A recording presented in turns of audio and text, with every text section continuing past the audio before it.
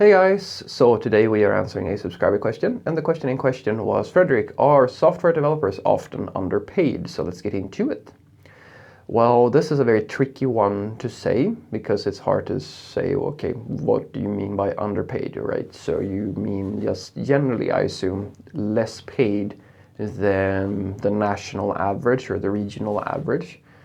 If that is the question, and we can probably just stick with that definition, then absolutely, this is absolutely true, that there are quite a lot of developers who are underpaid for a range of reasons. I'll give you just the common ones that I see. The worst way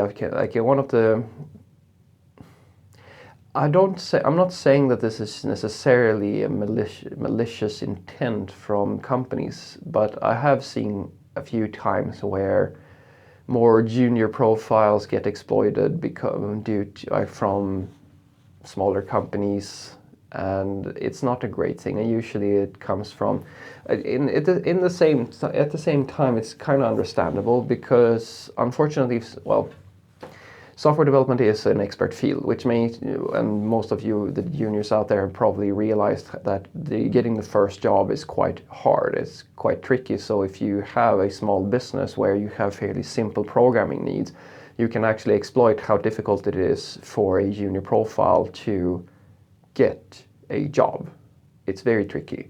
And it's actually not that hard to convince somebody with some basic coding skills to sign on with you if you're going to pay them a salary at all.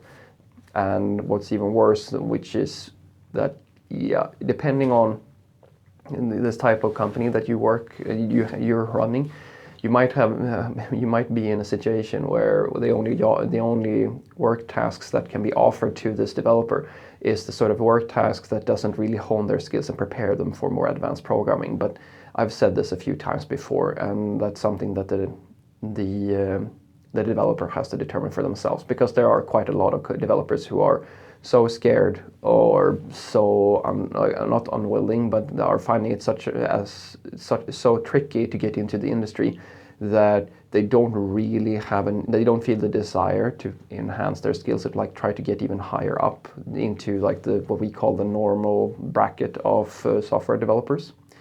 But definitely there are smaller companies who exploit people.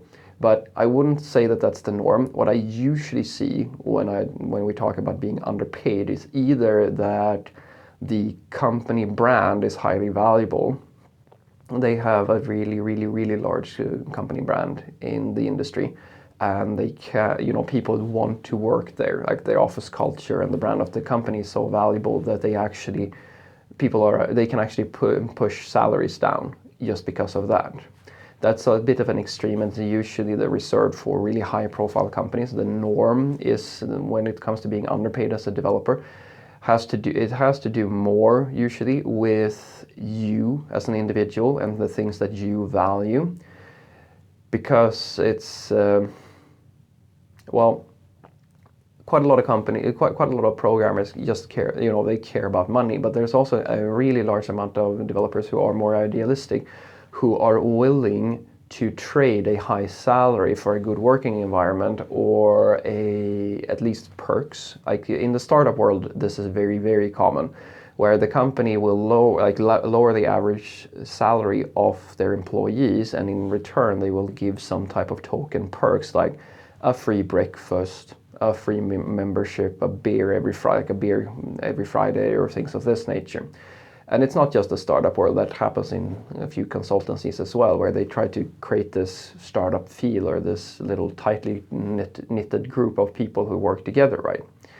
And it's hard to say whether or not that is because of I don't have the numbers, but I have talked to a few coworkers of mine or old coworkers, where I've kind of went and asked them, are you, in this specific scenario, they were offered a lower salary I'm not saying significant, but a significant enough amount that people would react to it.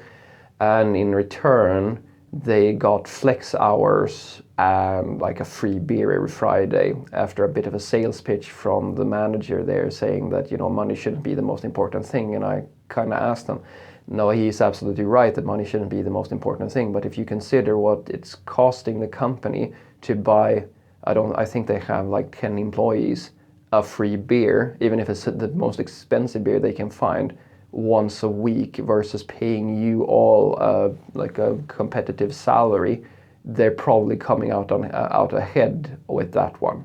So it's hard to tell if this is like, I mean, they can be doing all kinds of stuff, but it is absolutely a thing to have underpaid developers. But it's it to each his own. So to some people, it is more important to work in a nice office culture and to have the ability to go on these trips or like doing company types of activities, and that money has to come from somewhere. That's usually how it goes. So what I want you to take away from this is that when it comes to being underpaid in software, it's absolutely a thing. There's many ways that you can get underpaid to become underpaid. If you want to prevent this, you have to make a commitment to knowing basically what the competitive salary is, and your salary will very often have more to do with your ability to negotiate than it will have to do with anything else. You need to be skilled, of course, and be in demand and have a relevant, you need to be relevant in the workplace, but your seniority and your ability to handle people and to negotiate in a salary discussion will have quite an impact on what you're actually going to get paid. And lastly, the type of company that the people who founded the company wants to build is going to be a big reflection on how well paid you are. Startups are usually going to pay you a little bit less, and in return you will get these perks.